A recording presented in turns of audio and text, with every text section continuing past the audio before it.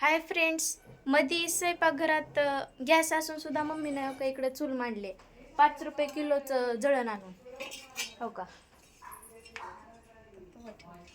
इथे तवा ठेवलेला आणि भाकरी करणार आहे म्हणा. आता फ्रेंड्स, मम्मीने इकडं भाकरी करायला स्टार्ट केली.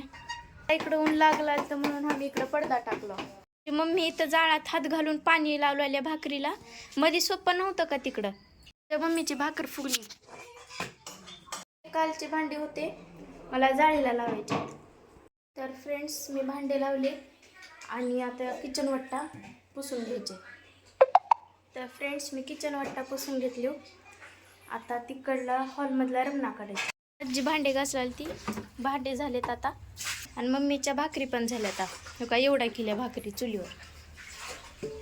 तर फ्रेंड्स, हॉलमध्ये एवढा रमणा पडलाय, त्याला काढते आणि झाडू मारते. हात घातले चुलीवर आणि भाजीचं सामान रेडी करलेलं आहे. आता हो का, माझ्या पप्पानी मटका आणले होते, ह्याचा काहीच वापर नव्हता. आता चूल आल्या म्हणून मम्मी मटक्यामध्ये करणार आहे भाजी. आणि इकडं माझी आजी आता भांडे घासून मम्मीला बघलेले स्वयंपाक कसं करलेले चुलीवर. तर फ्रेंड्स, रमणा काढले मी इथला, आता झाडू मारते. तर फ्रेंड्स, आता मी इथलं झाडू मारले. पप्पा मम्मीला कांदे कापून देऊ लागले तिकडं. आमचा स्वयंपाक झालाय आणि आता आम्ही जेवायला बसलो. आमचं जेवण झाले आणि रात्रचं आता भांडे घासायचे आम्हाला. तर कसा वाटला माझा आजचा ब्लॉग, लाईक आणि सबस्क्राईब करायला विसरू नका.